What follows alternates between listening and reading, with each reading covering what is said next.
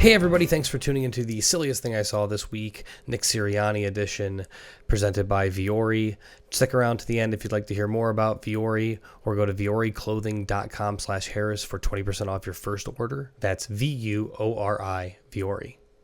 We start this week in Indianapolis with Philadelphia coming down to Lucas Oil, and I wanted to show you guys this series of events because you don't often get to see a 1st and 35. So here, these are all legitimate penalties. I checked them all out. I'm not going to show you guys all of them, but these are all legitimate penalties. And you don't often get to see a 1st and 35.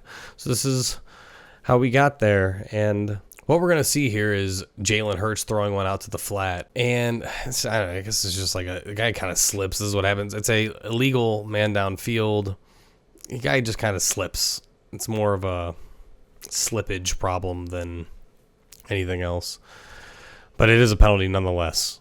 1st and 15, Jalen Hurts, scrambles out to the left. And anybody who watches football regularly can guess what this is all about. It's going to be holding. That's what it was. It was holding. Here we are, 1st and 25, and what happens here is 80 runs a little pick play. Didn't really affect the play, but that is what's getting called here for offensive pass interference. Sirianni's like, what is going on? Hurts, dude, I love Hurts' face. Hurts, when he's just looking into oblivion, I don't know, he just has really good faces. Spoiler alert here from Dominique Pender. He's going to say offensive pass interference. I love Sirianni cocking his head to the side here. How mad am I about to get about this call? It was a pick play. Here it is. A little bit. Didn't really affect the play, but pick play nonetheless. The 1st and 35 wasn't the silliest thing I saw this week, but I love you guys. I wanted you guys to see it.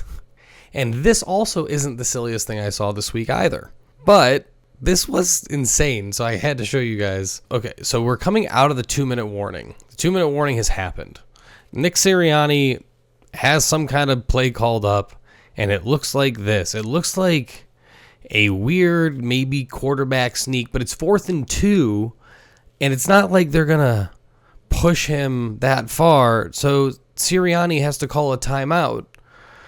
With 2 minutes to go, that seems kind of crazy to me to be burning a timeout like that. I don't really know what was going on here. Maybe I'll search around for podcasts or different YouTube videos and see if anybody has this is what the idea was.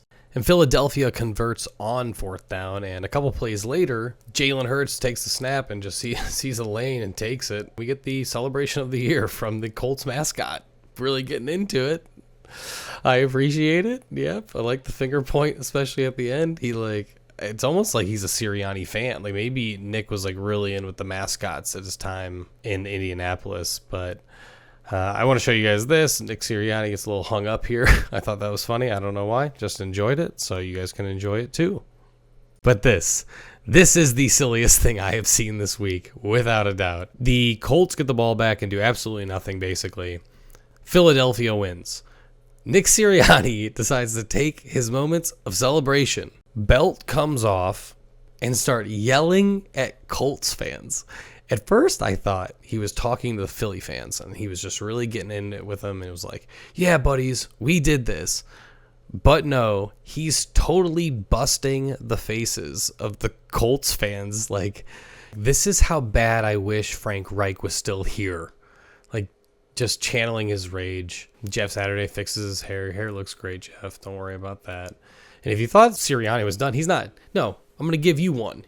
You get one. I don't know. I wish I could see his lips right there. Visor stays on this time, though. Notice the first time the visor came off, this time visor stays on. Goes up, gives them devil horns, and then just completely ignores the Eagles fans. He's just like, no, you did it, and then he ignores the Eagles fans.